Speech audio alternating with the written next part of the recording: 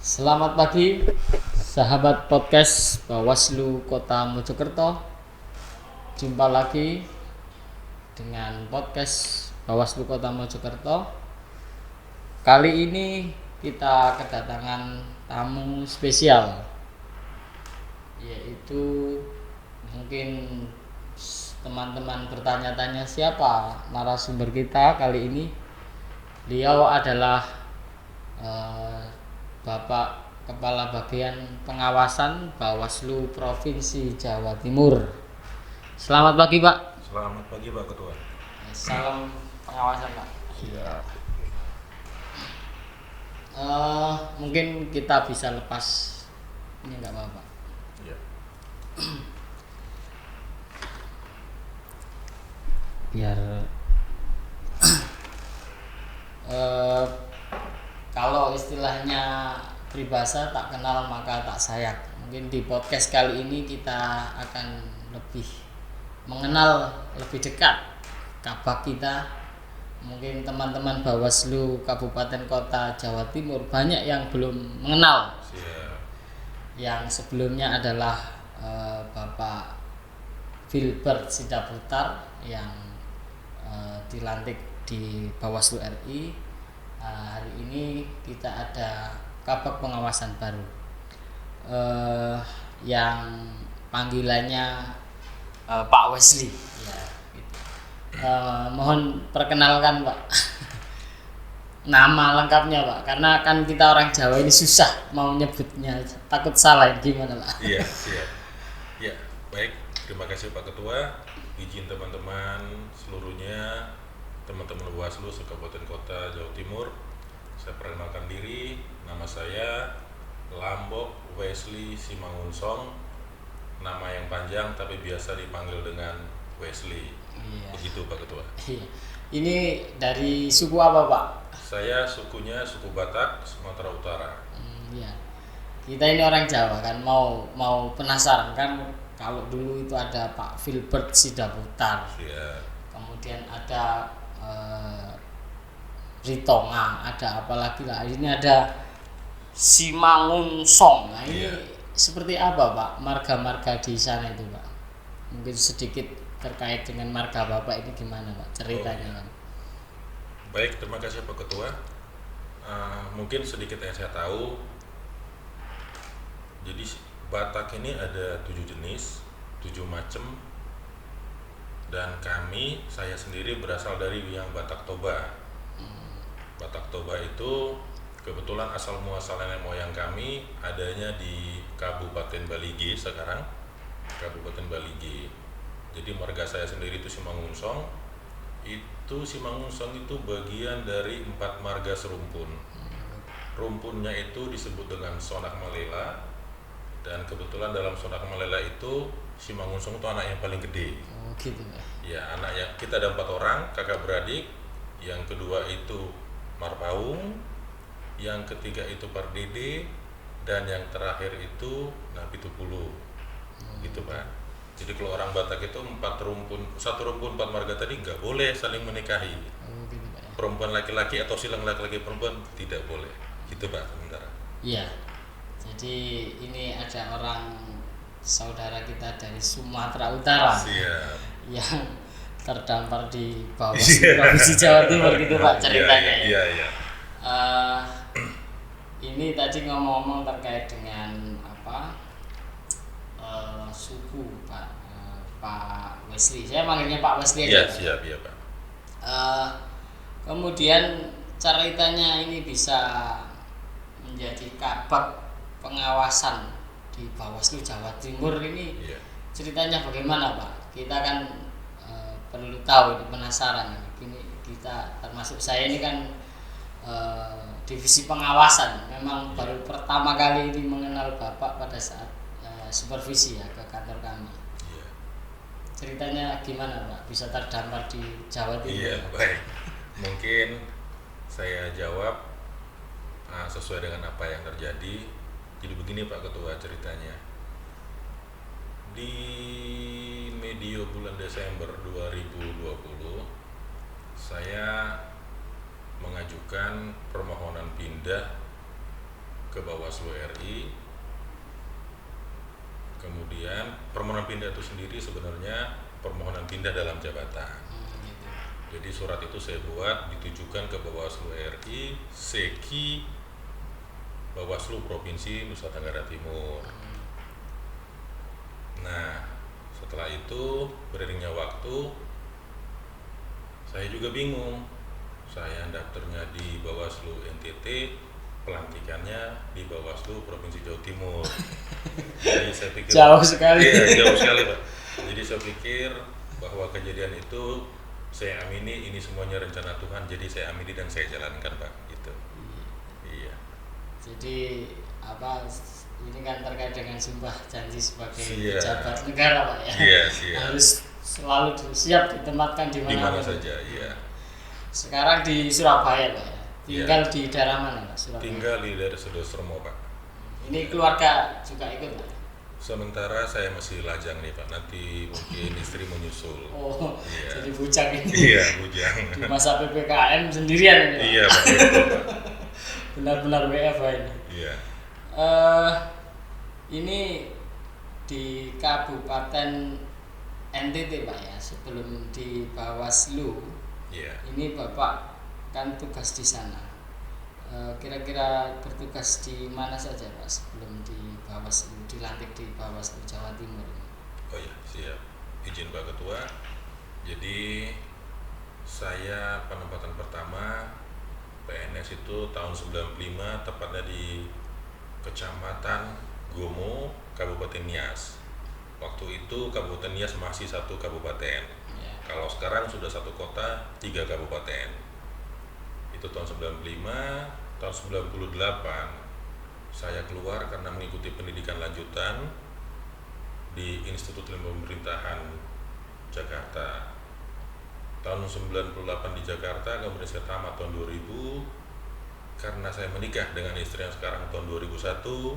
Kemudian saya pindah ke pemerintah Provinsi NTT tahun 2001. Di tahun yang sama saya beralih lagi dari pemerintah Provinsi NTT ke Kabupaten Kupang.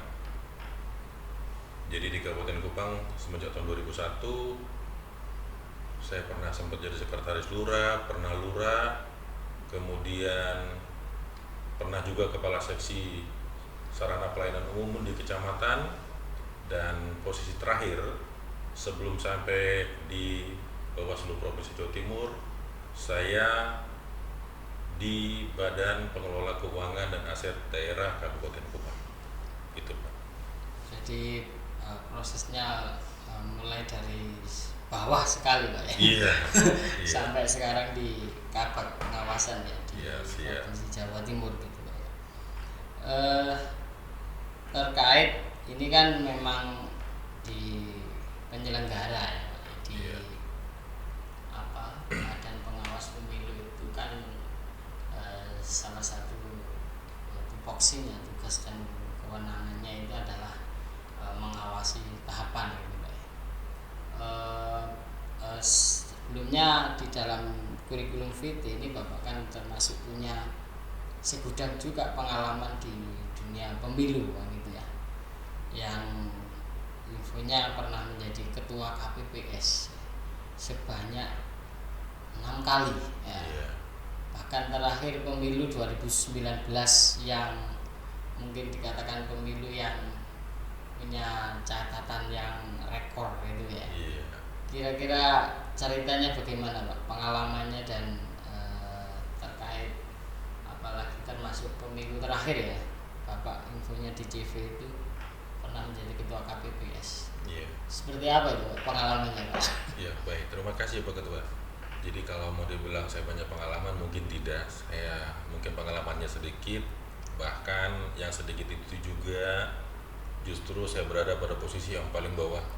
Paling bawah dalam artian menjadi ujung tombak di tingkat paling bawah, itu di tingkat lingkungan atau istilahnya yang dulu itu KPPS. Nah, jadi sebelum itu saya pernah tahun 2009 pernah menjadi bendahara PPK di kecamatan tempat saya bertugas. Kemudian berikutnya saya lupa tahun-tahunnya.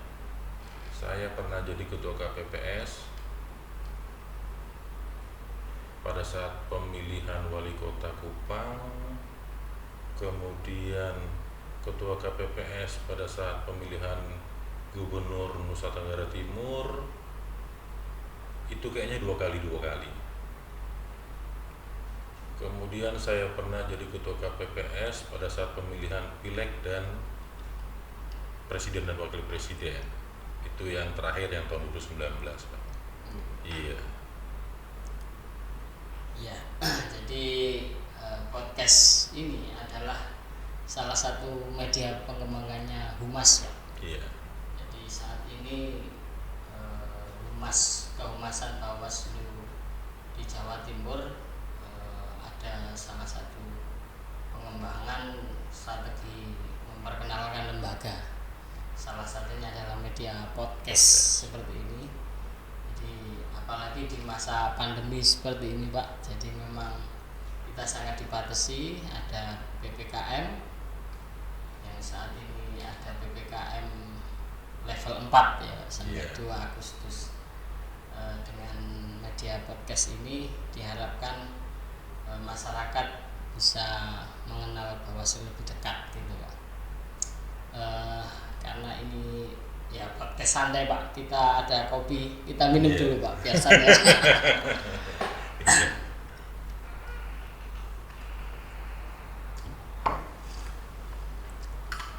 Iya, Pak. Terus kemudian ini kepada selaku kepala bagian pengawasan, Pak, tentu ada semacam harapan kepada Bawaslu Kabupaten Kota di Jawa Timur.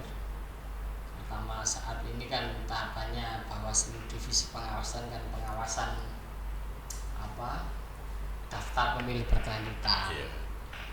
Ini kan tiap bulan ada mengawasi penetapan DPPB. Kemudian yang berikutnya termasuk di Kota Mojokerto ada riset, Pak ya. Riset terkait pengembangan. Kalau Kota Mojokerto kan ngambil pengawasan daerah penyangga yang kemarin pilkada di 2020, bukan ngawasi daerah-daerah non penyelenggara tapi berbatasan dengan daerah yang menyelenggarakan. Mungkin sebagai catatan atau mungkin harapan apa kepada kami, saya ini kan divisi pengawasan juga, Pak. Tentunya butuh arahan-arahan gitu. Harapannya seperti apa, Pak? Iya, baik. Saya harus jujur sampaikan bahwa seperti yang saya sampaikan dari awal cerita tadi, pengalaman pekerjaan dan seterusnya, bahwa dunia Bawaslu buat saya dunia baru, dan tentunya itu bukan juga jadi alasan, tetapi saya justru membuat ini menjadi suatu tantangan, dengan catatan pastinya saya harus banyak belajar. Saya harus banyak belajar, dan pada kesempatan momen ini saya mengharapkan bantuan, arahan, dukungan dari teman-teman semua, teman-teman Bawaslu Kabupaten Kota se-Jawa Timur. Dan barangkali pada saat yang sekarang ini negara kita sedang mengalami ganasnya virus corona, mungkin harapan kita semua, semoga PPKM ini berpanjang sampai dengan 2 Agustus ini bisa membuahkan hasil yang baik, melandai, dan mudah-mudahan corona ini bisa hilang dari negeri kita.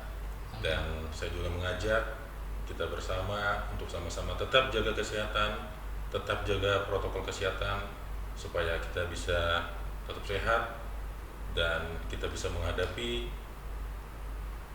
tahapan yang nanti akan dimulai pada tahun depan bulan Februari Maret. Saya pikir sementara begitu dulu, Pak. Siap. Iya. Terima kasih. Iya. Waktunya yang mungkin istilah kami todong untuk diajak podcast. Atas kunjungannya ke Bawaslu Kota Mojokerto.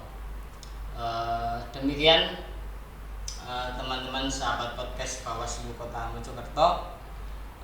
agak lama sekali mungkin kita tidak bertemu di dalam acara podcast. Tentu ini menjadi motivasi dan semangat kita tetap produktif bekerja meskipun kita sedang PPKM, dan podcast ini juga melalui protokol kesehatan yang ketat.